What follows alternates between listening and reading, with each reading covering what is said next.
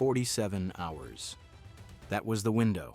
47 hours before a container registered to a Shell import company in Houston was scheduled to load aboard a cargo vessel bound for a transshipment port in Southeast Asia. The manifest listed the contents as consumer electronics, LED drivers, voltage converters, generic components. The declared weight matched. The paperwork was clean. Every digital signature was in order. But the scale at the terminal gate said something different. 240 pounds heavier than the declared cargo weight could account for, not a rounding error, not a forklift miscalibration. 240 pounds of something that was not on any document moving through that port. The customs inspector who flagged it had been running gate checks for 11 years. He almost didn't pull it. The discrepancy was small enough to dismiss. One container in a flow of 6,000 units moving through that terminal on a single shift. He ran the scan anyway.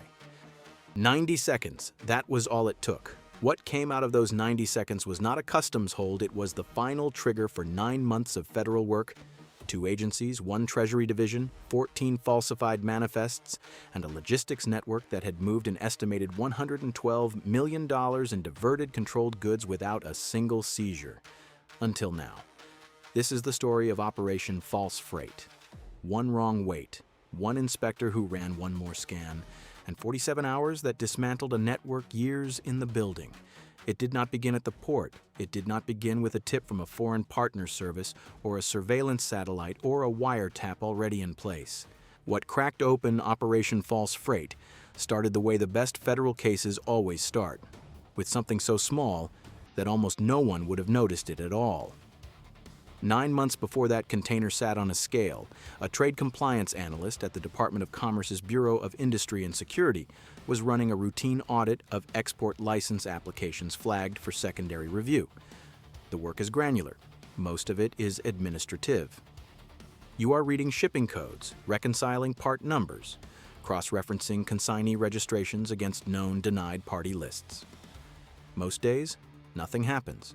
On this particular day, the analyst was reviewing a batch of applications from a small freight forwarding company, registered in Delaware, operational address in a commercial mail suite in suburban Houston. The company had a modest export history, legitimate-looking accounts, routine cargo categories, except 1 part number appeared twice in 2 separate applications filed 4 months apart, routed to 2 different consignees in 2 different countries, and both consignees, when the analyst ran them through the entity database, resolved to a single beneficial owner address in a 3rd country entirely. 1 part number, 2 applications, 1 hidden address. The analyst flagged it internally, wrote a 3-paragraph summary and attached it to a referral memo. That memo moved to the BIS Office of Export Enforcement, and from there, it moved to the FBI Houston Field Office. The agent who received the referral was a financial crime specialist who had spent 4 years working export control violations. He looked at the memo. He looked at the part numbers. He recognized what he was looking at immediately. Not because he had seen this exact network, but because he had seen the shape of it. Restricted industrial controllers, dual-use components with civilian and military applications, routed through layered shell entities to obscure the end destination. The question was not whether the violation was real. The question was how deep it went. He opened a preliminary investigation. Within 6 weeks, he had a second agent, a financial analyst on secondment from Treasury's Office of Foreign Assets Control, and a working relationship with HSI, Homeland Security Investigations, whose port enforcement unit had access to container-level data the FBI couldn't pull directly. The operation got a code name, False Freight.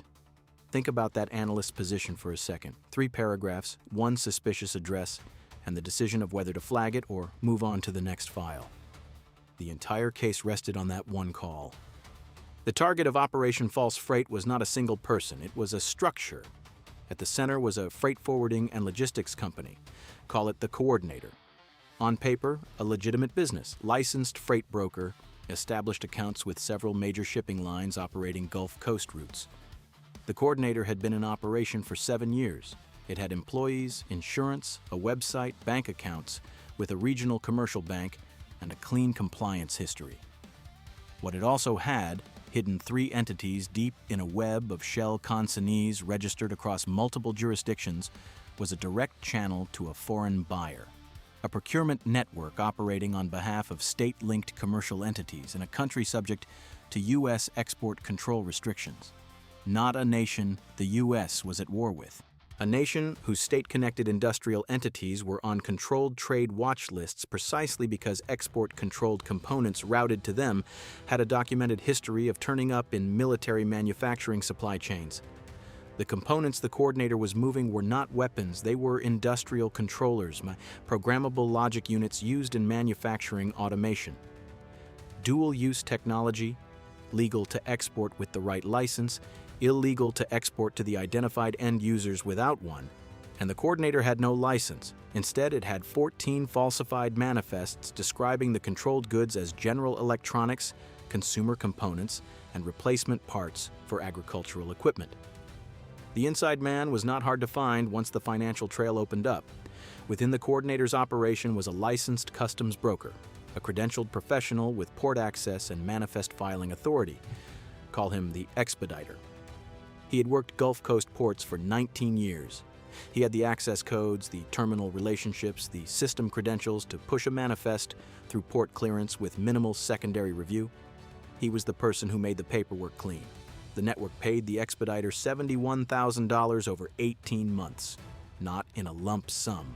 In increments, wire transfers routed through a holding company the coordinator had established, small enough to stay below standard Bank Secrecy Act reporting thresholds, regular enough to look like consulting fees. $71,000 against an estimated $112 million in diverted controlled goods. That contrast, that specific brutal arithmetic, is worth sitting with. $71,000. That is what it cost to buy the professional judgment of a man with 19 years of port credentials, terminal access, and the authority to certify that what was in a container matched what was on a piece of paper. $112 million worth of controlled technology moving toward a foreign buyer's industrial supply chain. The inside price was $71,000. Here is what strikes us about this case and about export control enforcement broadly. The expediter was not ideologically motivated. He was not an agent of a foreign intelligence service. He was not being blackmailed or coerced. He was a working professional who found a financial arrangement that seemed manageable, incremental, and, because the components were not guns or missiles, perhaps easier to rationalize than it should have been. Export control cases rarely look like espionage from the inside. They look like paperwork. That is precisely what makes them dangerous. The investigation spent 3 months building the financial picture before agents introduced the next element, an undercover freight broker. The undercover, a trained HSI special agent with a background in trade compliance, was inserted into the network through a legitimate commercial introduction. A known contact in the freight forwarding industry who was cooperating with the investigation without knowledge of the full case scope introduced the undercover to a mid-level coordinator at the coordinator's operation as a broker looking to move high-volume electronics cargo through Gulf ports on tight timelines. The undercover did not push, did not ask about controlled goods, did not raise export licenses. The agent let the network sell itself. What's most surprising about this case isn't that the network existed, it's how openly it operated once a trusted introduction was made. Within 3 meetings, the mid-level coordinator was describing the coordinator's expedited clearance capability in terms that left no ambiguity. Same-day manifest certification, flexible cargo descriptions. No secondary review delays, a phrase that, in port clearance terms, has one specific meaning. The undercover documented every meeting, every conversation. The HSI Technical Operations Unit had audio running. The FBI financial team was simultaneously running a parallel Title III wiretap on the coordinator's operational phone lines, authorized by a federal judge in the Southern District of Texas after a showing of probable cause that had taken 2 months to assemble. And then, in the 7th month of the investigation, something shifted. The undercover broker was offered a specific contract, not a general arrangement. A specific shipment, an identified container of industrial controllers scheduled departure from a Gulf port, consigned to a shell entity in Malaysia with a delivery instruction to a freight consolidator in a third country. The coordinator wanted to move it fast. The timeline was compressed. The undercover was told the cargo needed to clear within the next 6 weeks. The HSI port enforcement unit ran the container number. It was already in the terminal system, booked, scheduled, physically present at the port.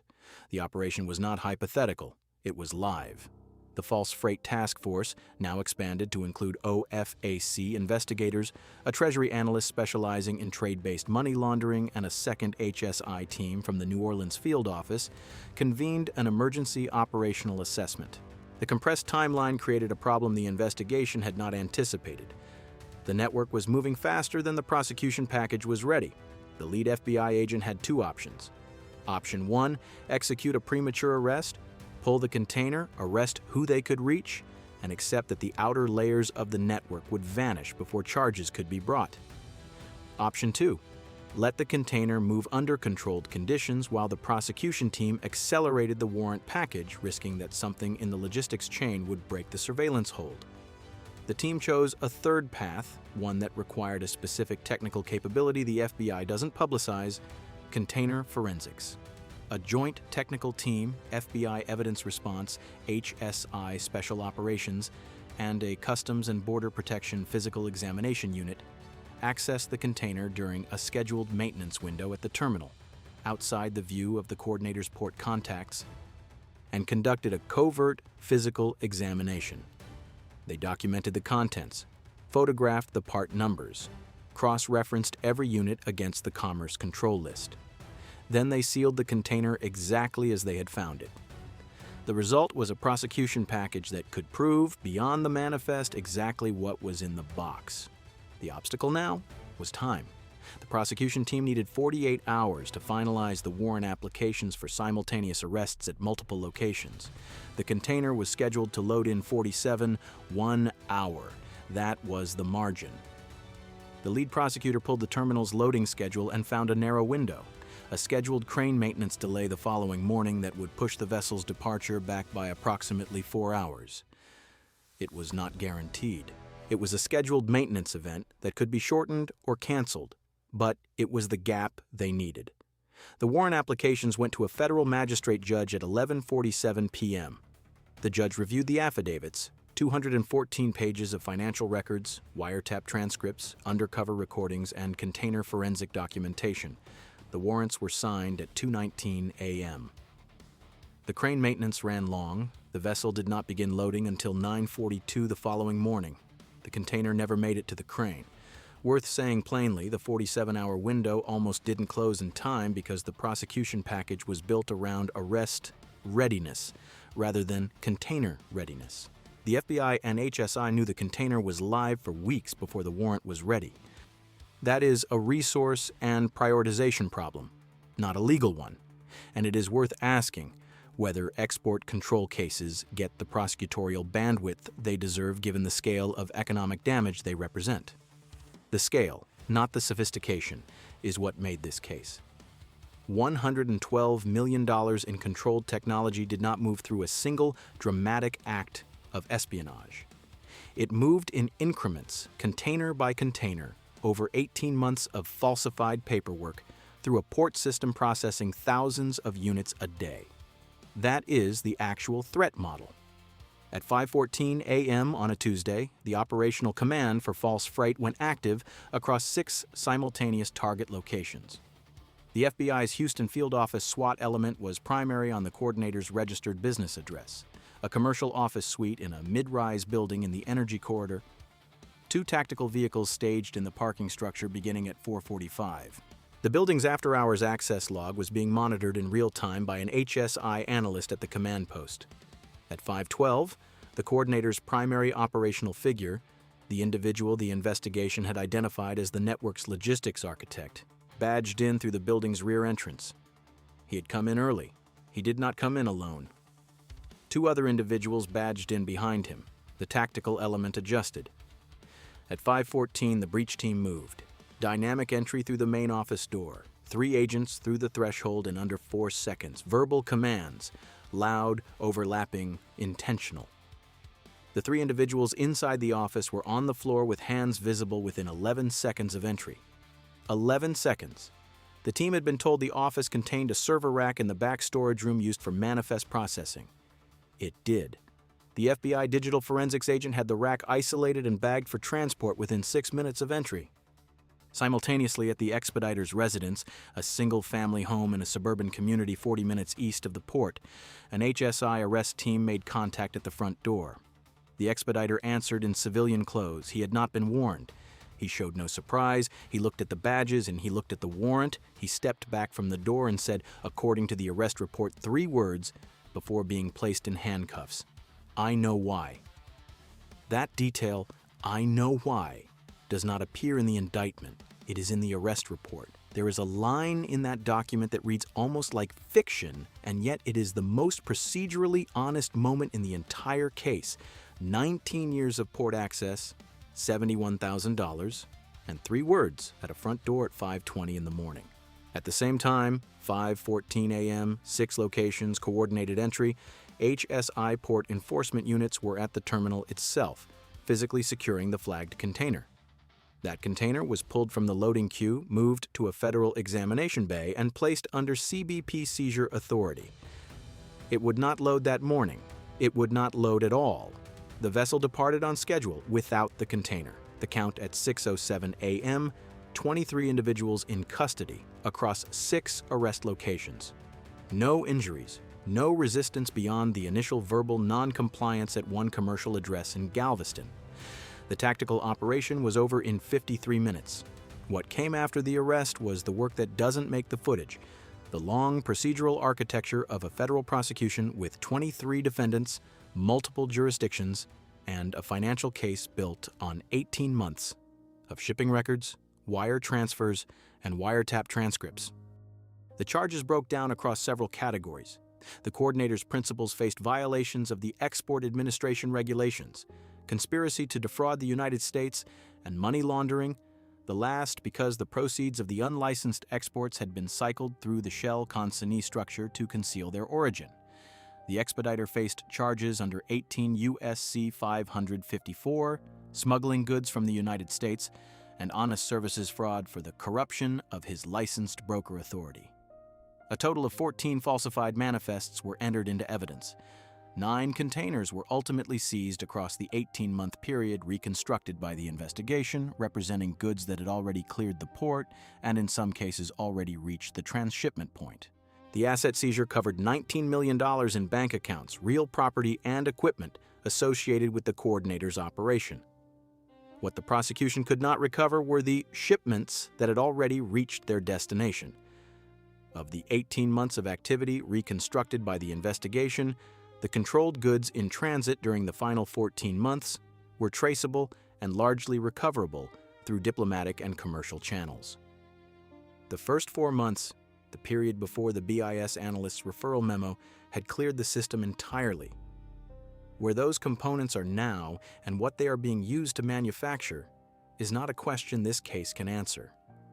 The foreign procurement network at the other end of the chain, the buyer-side structure that had contracted with the coordinator for the controlled components, was identified. It was not charged. Its principals are not in the United States. They are not subject to extradition under any current bilateral arrangement. The investigation's findings were referred to the State Department and to Treasury's OFAC for consideration of additional sanctions designations. That is the ceiling of what a domestic prosecution can reach.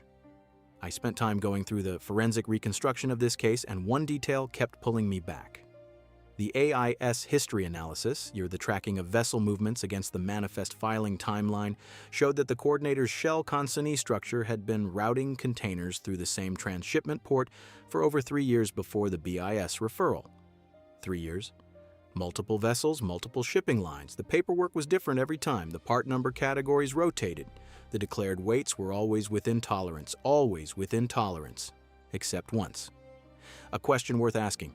Would you have noticed the signal? One container, one gate check, a discrepancy that fit within the range a tired inspector might wave through as measurement variance.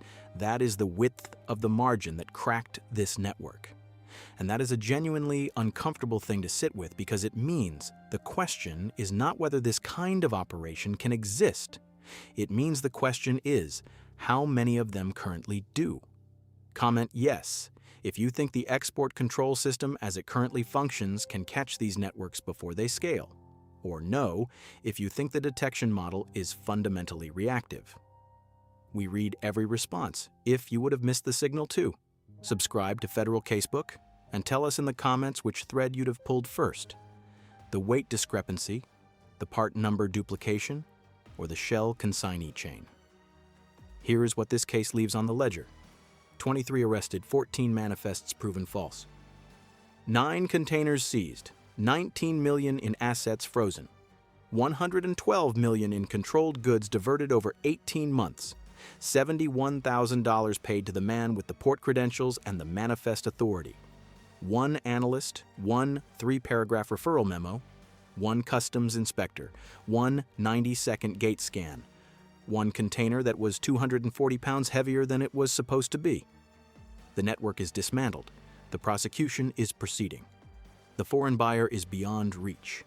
And somewhere at a port processing thousands of containers on a single shift, an inspector is running a scan. 1.